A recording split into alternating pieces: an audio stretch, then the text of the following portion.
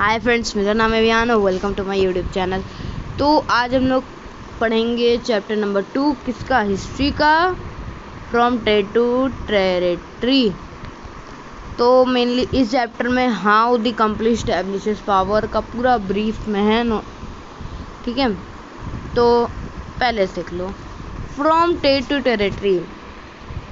इस पूरे चैप्टर के नेम में ही ना पूरा चैप्टर एस्टैब्लिश है। देखो, फ्रॉम ट्रेड टू टेरिटरी, इसका मतलब कि कंपनी आई थी हमारे इंडिया में ट्रेड करने और धीरे धीरे धीरे धीरे उसने टेरिटरीज मतलब कि राज्य एक्वायर करना स्टार्ट कर दिया। ठीक है, समझ आया? ट्रेड करने आई थी और फिर बाद में धीरे धीरे टेरिटरीज एक्वायर कर लिया। चलो पढ़ो। क्या है ये? Aurangzeb was the last powerful Mughal ruler. तो औरंगजेब जो था ना, वो एक पावरफुल मुगल रूलर की तरह रहा। एक मतलब होता है ना, एक पावरफुल रूलर जिसकी बात सब जगह मानी जाती है, उसकी जैसा एक पावरफुल रूलर की तरह वो खड़ा हुआ। कौन? औरंगजेब, आखिरी लास्ट। उसके बाद भी मुगल रूलर आए लेकिन वो पावरफुल नहीं थे। ठीक है। He established control over a very large part of the territory that is known as India। मतलब कि उसने बहुत लार्ज पार्ट के टेरिटरी पे अपना कंट्रोल स्टैब्लिश कर लिया था और जिसको हम लोग क्या कहते हैं? इंडिया कहते हैं हम लोग। आफ्टर हिज डेथ इन 1707, इसकी डेट याद रखो कब इसकी डेथ हुई थी? 1707 में। Many Mughal governors, subedars and big zamindars begin asserting their authority and establishing regional kingdoms। इसका मीन्स क्या हुआ? जैसे कि हम लोग ने 7th में पढ़ा था कि सूबेदार्स होते हैं, ज़मींदार्स होते हैं। मुगल के गवर्नर्स को सूबेदार्स कहते हैं और बड़े बड़े जो ज़मीन उनके पास बहुत होती है वो ज़मींदार्स। उन्होंने क्या किया, वो अब देखे कि अब कोई पावरफुल रूलर नहीं है, अब मैं क्या करता हूँ, उन्होंने अपने खुद के रीजनल किंगडम्स चालू कर दिए। बोला कि अब मैं ही राजा हूँ, कोई मुगल रूलर कोई नहीं है। समझ आया? कि कोई मुगल रूलर नहीं है, अब मैं ही राजा हूँ, मैं ही सूबेदार, मैं सूबेदार अब किंग हूँ। और उन्होंने अपने अपने रीजनल किंगडम्स बनाना चालू कर दिया। आगे देखो, as powerful regional kingdoms emerge in the various part of the India. India के बहुत पार्ट्स में आ गया ये पावरफुल रीजनल किंगडम। अब Delhi could not no longer function as a effective centre.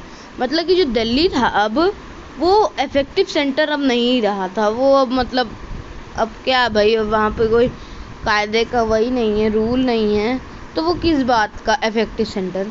तो वहाँ पे मतलब उसका कोई महत्व नहीं रहा उसके बाद, 1797 के बाद। आगे देखो, by the second half of the 18th century. 18th century मतलब कि सेकेंड हाफ मतलब 1750।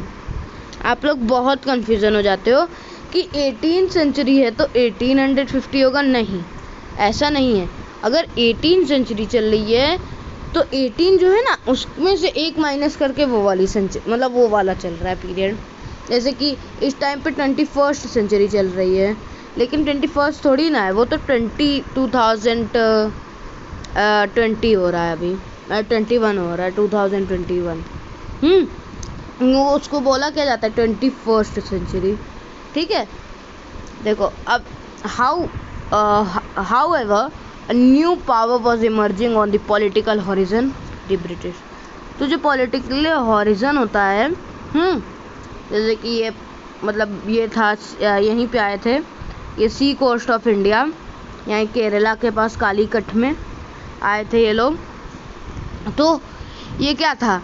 न्यू पावर आ रही थी, उसका नाम क्या था? ब्रिटिश।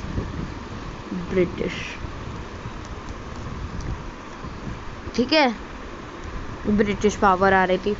अब देखो, did you know that British only came as a small trading companies and were reluctant to acquire territory. देखा, मैंने पीछे बोला था ना कि वो आए थे स्मॉल ट्रेडिंग कंपनी, वो ट्रेड करने आए थे, लेकिन धीरे धीरे धीरे धीरे धीरे धीरे उन्होंने टेरिटरी एक्वायर करना चालू कर दिया। ठीक है। How then they to come to be masters of the vast empire। इस चैप्टर में आप लोग यही सब पढ़ने वाले हो, सब कुछ यही पढ़ने वाले हो। ये फोटो देख लो, ये फोटो है, ये है औरंगजेब।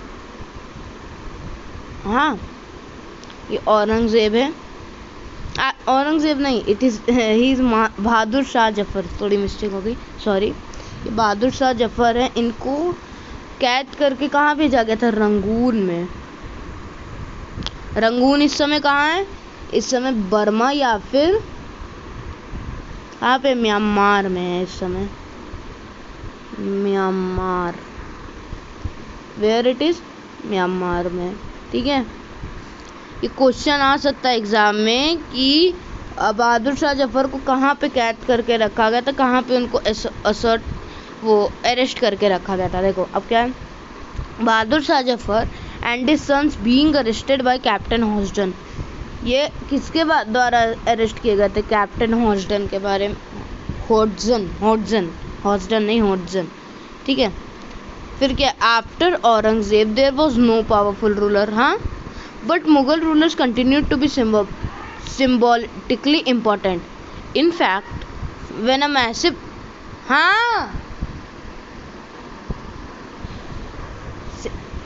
symbolically emperors continue, मतलब कि था उनका थोड़ा महत्व था उतने जैसा नहीं था, लेकिन थोड़ा सा तो था ही भाई, थोड़ा सा महत्व, इतना भरोसा है रहा।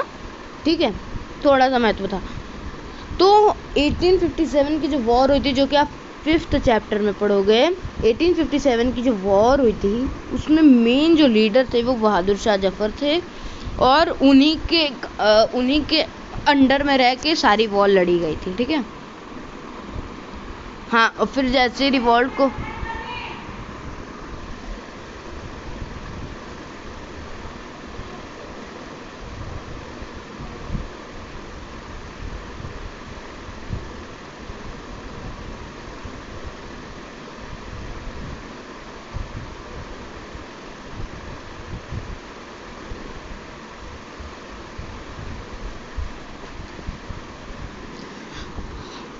बहादुर Shah Zafar the Mughal ruler at that time was seen as a natural leader. उनको एक नेचुरल लीडर की तरह देखा गया था एट दैट टाइम। और रिवॉल्ट को जब पुट डाउन किया गया तो बहादुर शाह जफर को था ना, उनको लीव कर दिया गया किंगडम में, और बताया था ना मेरे, रंगून में भेज दिया गया उनको, अरेस्ट करके उनकी वाइफ के साथ। और उनके जो सन्स को उनको गोली मार दी गई थी, शॉट एंड कोल्ड ब्लड। ठीक है, आगे देखो, east India company comes east. फिर क्या हुआ? ईस्ट इंडिया कंपनी जो थी ये ईस्ट में कब आई? अब थोड़ा सा बात का है, पहले का है। 1600 में ईस्ट इंडिया कंपनी जो थी acquired charter from the ruler of England. At that time ruler of India कौन था? Queen Elizabeth I। ये जो चार्टर था इसमें क्या था? Granting its sole right to trade with the East. मतलब इसका मतलब, जो चार्टर का मतलब था कि देखो, ये इससे बताता हूँ, ये ब्रिटिश है, ये छोटा सा ब्रिटिश है, इधर ये लैंड है जो ब्रिटिश है, ये इतना है जहाँ पे मेरा पॉइंटर जा रहा है। हाँ, ये ब्रिटिश है, तो ओनली ब्रिटिश के कोई भी कंपनी ईस्ट इंडिया कंपनी के सिवाय, किसके सिवाय? ईस्ट इंडिया कंपनी के सिवाय कोई भी कंपनी ईस्ट से ट्रेड नहीं कर सकती थी। ठीक है, आगे देखो, with this charter the company could venture across the oceans looking for new land for which could buy goods at a cheap price and carry them back to Europe and sell at higher prices। मतलब कि कम में खरीदा और ज़्यादा में बेचा तो इनका प्रॉफिट हो गया। ठीक है, the company did not have fear competition from another English company.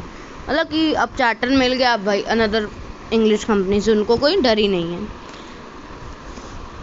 मैरिकेंटल trading companies in those days made profit from primary by excluding competition so that they could buy cheap and sell dear. अब देखो mercantile क्या है?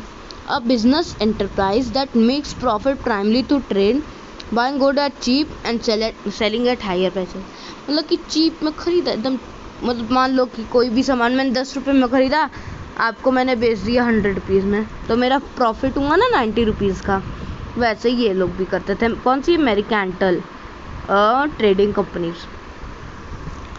लेकिन जो royal charter इनको मिला था, ये यूरोपियन पावर्स जो थे, अब ये तो ब्रिटेन के अंदर का था, लेकिन बाकी जो यूरोप की पावर थी उनको तो आने से नहीं कर सकता मना। तो उसके बाद जो फ्रेंच आए हमारे यहाँ, ठीक है, हमारे यहाँ पोर्टुगीज़ आए हमारे यहाँ, बहुत सारे लोग आए थे, ठीक है। फिर क्या है आगे देखो। By the time the first English ship sail down the west coast of Africa. तो सबसे ज़्यादा पहले जो थी वो वेस्ट कोस्ट ऑफ अफ्रीका, मतलब कि कहाँ पे? Cape of Good Hope. Cape of Good Hope देखो मैप में, यहाँ पे है केप ऑफ गुड होप, इधर है, यहाँ जहाँ पे ना पी का एंड हो रहा है वहाँ पे है वो केप ऑफ गुड होप, ठीक है। The Portuguese has already established their presence in the western coast of the India. मतलब कि पोर्टुगीज सोचो 1498 पे ही बैठी थी वहाँ पे, ठीक है। उसके बाद धीरे धीरे सारे आए। By the early 17th century Dutch to exploring the possibilities of trade in Indian Ocean. मतलब कि पहले पोर्टुगीज आए, दूसरे आए आपके डच, तीसरे आए आपके फ्रेंच, ठीक है। अब आगे देख लो। The problem was that all company were interesting the same thing. उनको क्या चाहिए था? कॉटन चाहिए था, सिल्क चाहिए था उनको, पेपर, क्लोव्स, कार्डमन, सिनेमन, ये भी ग्रेट डिमांड में था, यही चाहिए था। तो कंपटीशन होता था ना, तो ये प्राइसेस को पुश अप कर देता। तो मान लो, समझ नहीं रहे होगे आप लोग।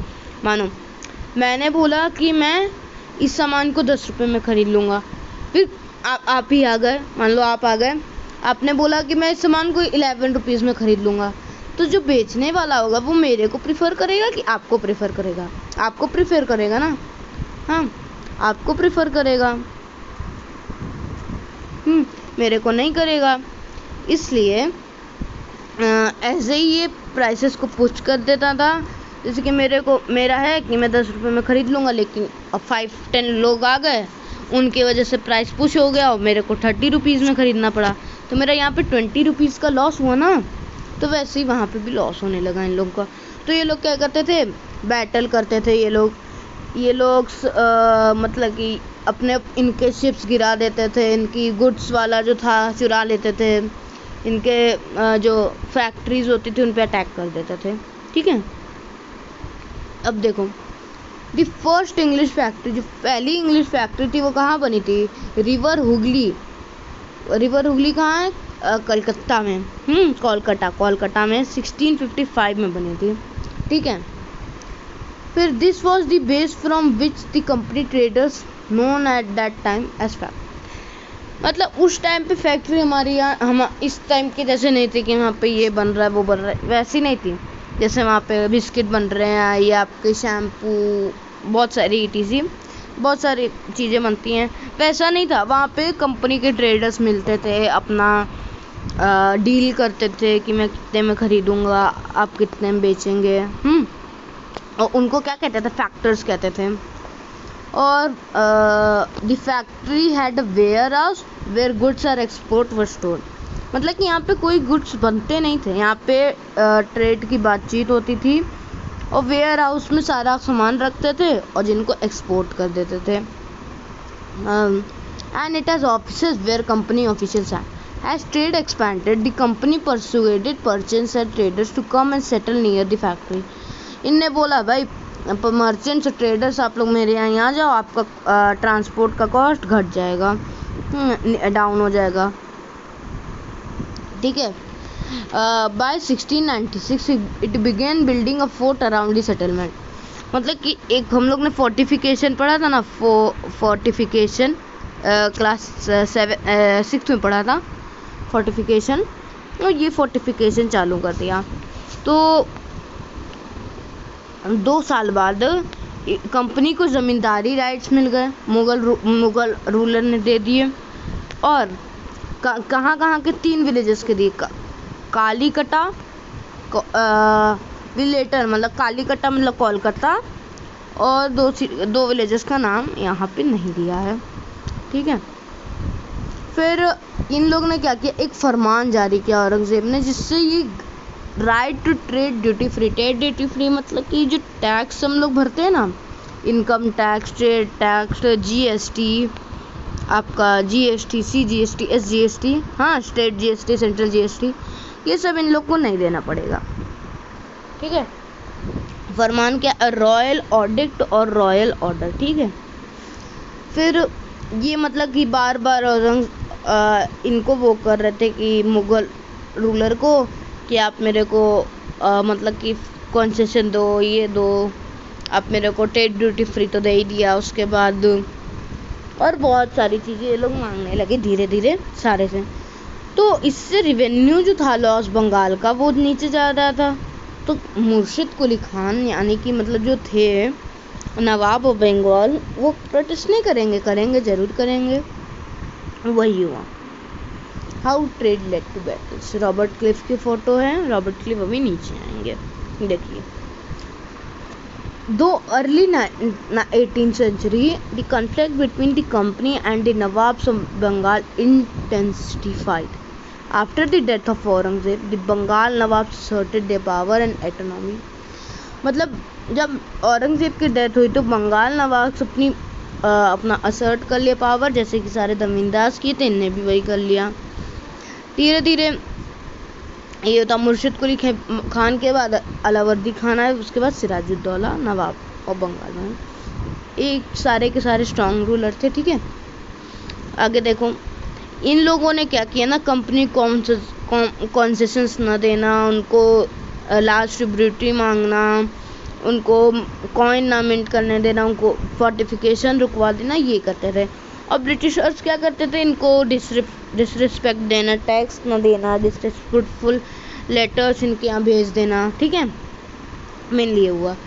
फिर अब बैटल ऑफ प्लासी क्या है, जब सिराजुद्दौला बन गए थे तो उन्होंने 30,000 सोल्जर्स के साथ कासिमबार की फैक्ट्री पर अटैक कर दिया, वहाँ पे सब कुछ लूट दिया, सारे कंपनी ऑफिसर को डिसार्म कर दिया, ठीक है, और वहाँ पे सारा इंग्लिश शिप को ब्लॉक कर दिया, और वहाँ पे कंपनी का वहाँ पे वो कर दिया, अपना जमा लिया हिस्सा, ठीक है।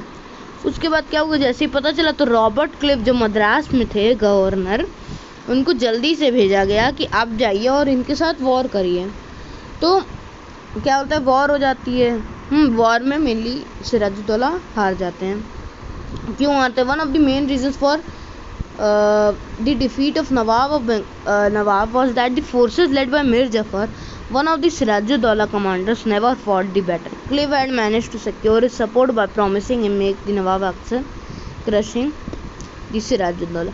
मतलब कि इसमें क्या हुआ ना कि मिर जफर धोखा दे दिया सिराजुद्दौला को, और सिराजुद्दौला की हार गए, उनका डेथ हो गई, ठीक है। तो आगे का जो हाफ एंड चैप्टर है पेज नंबर 13 के बाद वो लोग हम नेक्स्ट वीडियो में देखेंगे, क्योंकि वीडियो बहुत लंबा हो जाता है ना, तो आप लोग को भी देखने का मन नहीं करेगा, ठीक है। तो बहुत लंबा चैप्टर, इसके 3 पार्ट होंगे, क्योंकि बहुत लंबा चैप्टर है, इसको अच्छे से पढ़ना है आप लोग को, बहुत लंबा चैप्टर है। तो वीडियो को लाइक और चैनल को सब्सक्राइब करना मत भूलना गाइज। और मेन बात ये है कि आप लोग, मैंने देखा है कि लाइक वाइक कर दे तो आपने सब्सक्राइब नहीं किया, आपको सब्सक्राइब भी करना है। आप अच्छे से सब्सक्राइब, लाइक करो, शेयर करो, अपने दोस्तों में शेयर कर दो। तो तब तक के लिए बाय फ्रेंड्स, बाय।